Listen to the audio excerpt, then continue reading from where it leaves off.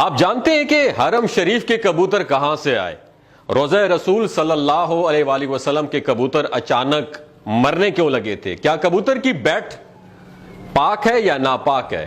کبوتر کا گوشت کھانا جائز ہے یا ناجائز؟ اگر کوئی شخص خواب میں کبوتر دیکھے تو اس کی تعبیر کیا ہوگی؟ ہماری آج کی ویڈیو کا موضوع یہی ہوگا، اور آج ہم آپ کو کبوتر کے حوالے سے انتہائی حیرت انگیز انفارمیشن آپ کے ساتھ شیئر کریں گے۔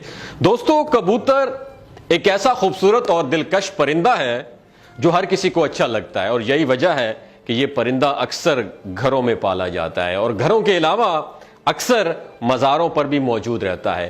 تفسیر روح البیان میں لکھا ہے کہ جب اللہ کے پیغمبر حضرت نوح علیہ السلام کی کشتی جودی پہاڑ پر ٹھہری تو اللہ کے پیغمبر نے پرندوں میں سے کوے کو آرڈر پاس کیا کہ جاؤ اور زمین کا جائزہ لے کر آؤ کہ زمین پر کتنا پانی باقی ہے، یعنی پانی خشک ہوا ہے یا نہیں ہوا۔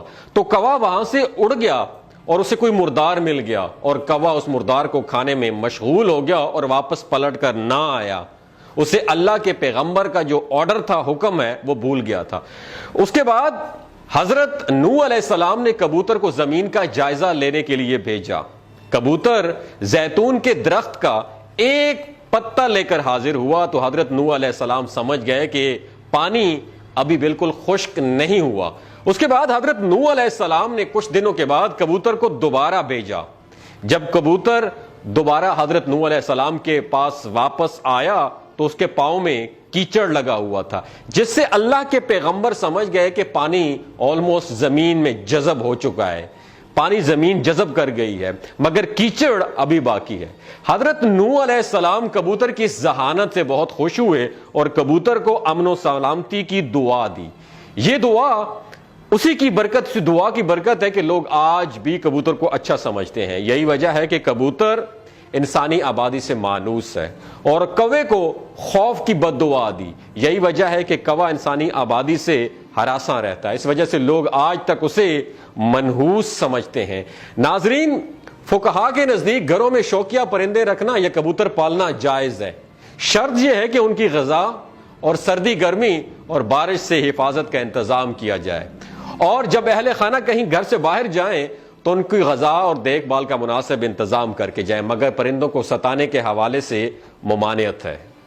جیسا کہ ابو داؤد میں ہے کہ حضرت عبداللہ ابن مسعود رضی اللہ تعالی عنہ کی روایت کردہ ایک حدیث میں کبوتر کا ذکر موجود ہے کہ ایک کبوتر اللہ کے پیغمبر امام الانبیاء جناب محمد مصطفیٰ صلی اللہ علیہ وآلہ وسلم کے سر انور پر منڈلا رہا تھا اور اپنی زبان سے کمپلین کر رہا، شکایت کر رہا تھا کہ کسی نے اس کے گھونسلے سے انڈے اٹھا لیے ہیں۔ حضور تاجدار ختم نبوت صلی اللہ علیہ وآلہ وسلم نے صحابہ کرام رضوان اللہ تعالی اجمعین میں اعلان کیا کہ کس نے اس کبوتر کے انڈے اٹھائے ہیں۔ ایک صحابی نے انڈا اٹھانا قبول کیا تو انہوں نے حکم دیا کہ وہ گھونسلے میں انڈے واپس رکھ دیے جائیں۔ اس روایت سے معلوم ہوا ہے کہ پرندوں کو ستانا ناجائز ہے، اور پرندوں کو ستانے سے اس لیے روکا گیا ہے کہ پرندوں کی بد دعا لگتی ہے، اور چونکہ کبوتر بھی ان پرندوں میں شامل ہے چونکہ انبیاء کا پسندیدہ رہا، اس لیے اگر کبوتروں کو ستایا جائے تو کبوتر بھی بد دعا دے سکتا ہے، لہٰذا کبوتر کو ستانے سے اجتناب کرنا چاہیے۔ ناظرین، مکہ مکرمہ تو آپ گئے ہوں گے، اگر نہیں گئے تو اللہ تعالیٰ سے دعا ہے اللہ پاک آپ کو عمرہ کی سعادت نصیب فرمائے۔ مکہ مکرمہ میں مسجد حرام کے اطراف بہت سے ثواب کی امید سے کبوتروں کی ایک بڑی تعداد کو گندم ڈالتے ہوئے لوگ نظر آتے ہیں۔ جیسے ہی اس مقدس شہر کی سرزمین پر پاؤں رکھا جائے تو کبوتروں کے جھنڈ لوگوں کے استقبال کرتے ہوئے دکھائی دیتے ہیں۔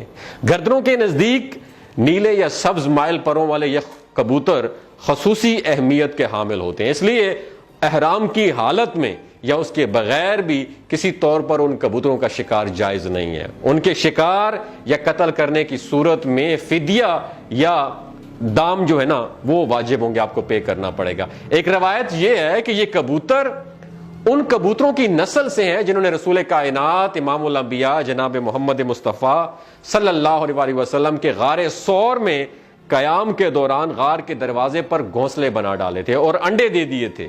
ایک دوسری روایت کے مطابق حرم مکی کے کبوتروں کی نسل کا تعلق ان ابابیل پرندوں سے ہے جو سمندر کی جانب سے آئے تھے، اور انہوں نے اپنے پنجے میں پتھر اور کنکریاں تھام رکھی ہوئی تھیں تاکہ بیت اللہ کو منہدم کرنے کے ارادے سے آنے والے یمن کے بادشاہ، جسے آج کل حبشہ کے بادشاہ، جسے آج کل ایتھوپیا کا پرانا نام حبشہ ہے، حبشہ کے بادشاہ ابراہ الاشرم کو باز رکھا جائے، کیونکہ وہ بیت اللہ کو منہدم کرنے کے نیت سے آیا تھا۔ ناظرین، ایک مرتبہ انتظامیہ نے مسجد نبوی شریف صلی اللہ علیہ وآلہ وسلم کے حرم انور کو صاف ستھرا رکھنے کے لیے فیصلہ کیا کہ حرم شریف میں کبوتروں کے لیے دانہ بالکل نہ ڈالا جائے۔ اس طرح کبوتر دانے کی تلاش کے لیے دوسری جگہوں پر ٹرانسفر منتقل ہو جائیں گے۔ اس حکم پر جو ہے نا عمل کیا گیا اور کئی دنوں تک دانہ ڈالا نہیں گیا، مگر کبوتروں کی گنبد خضرا سے محبت کا یہ عالم تھا کہ بھوک سے مر رہے تھے کبوتر، مگر آستانہ محبوب صلی اللہ علیہ وآلہ وسلم چھوڑنے کے لیے تیار نہیں تھے۔ اہل مدینہ نے اپنی آنکھوں سے عشق و محبت بھرا منظر دیکھا، پھر دنیا میں یہ بات شہرت پکڑ گئی کہ لوگوں نے حکومت سے درخواست کی اس کے بعد کہ کبوتروں کو دانہ ڈالنے کی اجازت دی جائے۔ تب حکومت نے پھر حسب سابق کبوتروں کو دانہ ڈالنا شروع کر دیا۔ کبوتروں کی جو بیٹ ہوتی ہے، وہ جو پیشاب کرتے ہیں، وہ پاک ہے، اور چادر کے جس حصے پر لگی ہو صرف اسی حصے کو دھو لیں، باقی چادر دھونے کی ضرورت نہیں، اور اس کا گوشت کھانا بھی جائز اور حلال ہے۔ خواب میں اگر کبوتر کی تعبیر کی بات کی جائے تو خواب میں کبوتر کی تعبیر امین، صادق، سچے دوست اور باوفا محبوب سے دی جاتی ہے۔ بسا اوقات خواب میں کبوتر کا نظر آنا ایسی بابرکت اور حسین و جمیل عورت کی طرف اشارہ ہوتا ہے جو کہ اپنے شوہر کے علاوہ کسی اور کی خواہش مند نہ ہو۔ اگر خواب میں کبوتر کسی مریض کے سر پر بیٹھا ہوا دکھائی دے تو اس کی تعبیر مریض کی موت سے بھی دی جاتی ہے۔ اگر کسی نے خواب میں دیکھا کہ وہ کبوتروں کو دانہ ڈال رہا ہے اور کبوتر کو اپنی طرف بلا رہا ہے تو تعبیر یہ ہوگی وہ شخص قوم کی قیادت کرے گا۔ لیکن ایک بات یاد رکھیے گا، یہ فیک قسم کی کبوتر نہیں جو نیچے سے اڑائے جائیں اور ایک لیڈر کے ہاتھ پہ بیٹھ جائیں اور یہ تاثر دینے کی کوشش کی جائے کہ یہ آٹومیٹکلی خواب والی تعبیر ہے۔ نہیں جی، یہ فیک ہے، ڈونگ ہے، ڈرامہ ہے۔ بس اگر کوئی آدمی خواب میں کبوتر اور کوے کو ایک جمع کر لے، یعنی ان کو ایک جگہ دیکھے، کوے اور کبوتر کو، تو تعبیر یہ ہوگی کہ وہ قوم کی قیادت کرے گا، کیونکہ ہر وہ چیز جو خواب میں اسے اپنے غیر جنس کے ساتھ جمع ہو اس کی تعبیر قیادت سے ہوتی ہے، خصوصاً کووں کے سلسلے میں کہ کووں کا شمار فاسقین میں ہوتا ہے۔ خواب میں کبوتر کی آواز کلام باطل کی علامت ہے۔ یہ تمام انفارمیشن جو آپ کے ساتھ شیئر کی، ان تمام انفارمیشن میں کوئی ایک چیز جو آپ کو اچھی لگی ہو نیچے کمنٹ سیکشن میں ضرور بتائیے گا